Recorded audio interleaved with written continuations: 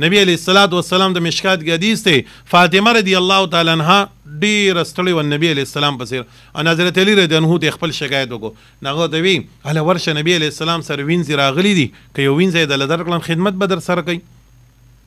فرمایي چې حضرت فاطمه راله رضی الله عنها نو نبی علیه السلام کور کې نو چې کور کې نو لاړ نو نبی علیه السلام عادت دا و چې کور ته به رالن تپوس به یې کوو څوک خو تلي راغلي نو حضرت عایشه ته فرمایي رضی الله عنها وی چې فاطمه راغلې وه وی سی وی نو هغې به ستاسو تپوس وکړو خو زما سوال جواب دی لاړه نو بس نبی علیه السلام را روان شو سیده راغې حضرت علی صاحب وایي چې موږ راغې داسې د یخنۍ موسم و بس موږ داسې ملاستو په ځانه کمبله چولې وه وی موږ پاسیو نبی علیه السلام چې مکانه کومه ګوره د نبی علیه السلام هغه بې تکلفی ته وګورئ ښه سملی پاسئ ما او د خپو د غاړې زموږ د کمبل د خپې را دننه کړئ موږ سره کېناستېدو وی خپې یخې شوي حضرت علی فرمایي رضی الله عنه وی زه اوس هم وایم چې د نبی علیه السلام هغه یخې خپې زما سینې سره لګي او زما د سینې ته هغه یخوالی محسوسیږي دومره پورې بې تکلفي اسان ژوند موږ نن دا پښتو ده پزول نو ته یې بچیه ته راغلی وې نو څه خیر و نو هغې داسې علي صاحب پلو کتل نو ورته فرمایي جي وی دا وایي چې ستړی یم نو که ماله دې یو وینځه راکړه د خدمت دپاره نو حضرت فاطمه رضی الله عنها ورته فرمایي وی چې زه دا اوبه چې راړم نه زما په دې ملا باندې د دې مش د وجې نه پټې جوړې شوې دا مش په داسې د بیزې د څرمنې نه جوړو هغې ته به داسې دوه پټې لګي نه به یې د ملا ته داسې اچولې او جی جارو چې ټوله رزومه د کور کار کوم دا لاس مې پولی شو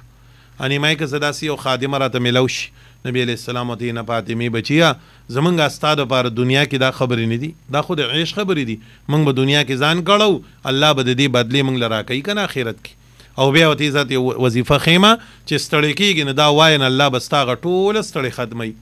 تاسو هم د دې سیزن په ورځو کې او د غنمو جوارو ورځو کې دا زمیندار ستړي تاسې هم وایي الله به د ټولې ورځې ستړی ختموي وي بچیه چې ته کله کټ د راځي او سملي نو 33 شپېرې سبحان الله او 33 شپېرې الحمدلله او 34 شپېرې الله اکبر وایه او دا شوبکو په ځان هغه فرمایي چې سار به زه بالکل حشاشه بشاشه بالکل به د دې اثر په ما باندې نو اوس نبی علیه السلام خپلې بچی له دا تعلیم ورکوي نه بچی د خپل کور کار به خپله باندې کوي ښه او دلته ورته مور څه وایي پته یې بیا جارو والې وه نو تاسو وایي دا غلط تعلیم دی او که نه دی چې کوم تعلیم د الله د پیغمبر د تعلیم نه خلاف دا غلط دی او که نه دی د نبی علیه السلام یو اوښه به د هغې نوم دی قصوا یو اسو د نبی علیه السلام خچره مو اوس تاسو وایي چې په کور کې دا اوښه ده یا دا اس دی یا دا خچره ده نو دا به ونډه غواړي که نه اوبه به غواړي او که نه نو دا د نبی علیه السلام بیبیانو ته دا ونډه کړې ده او که نه زه غوان نه ساتم وایي بعضې وایي مونږ غوان نو زه غوان نه ته ولې نه څه چل دی ساتئ که نه دا څه په دې باندې ستا عزت کمیږي خو نه نو دا ټول غلطې خبرې دي نو ما ووایي د خاوند سره به بنده وخت تېروي د احساناتو مطابق دا به نه وایي چې به زه دا خدمت را مانشته او دا نشته او د سړي د مور او پلار خدمت خو بالکل شته دی دې نو که څوک انکار کوي فضول به کوي بالکل فضول به کوي ولې نشته دی د هغې ای به چا ته ناست یې له به څوک کوي دا خو لا پرېږده ذات یو حدیث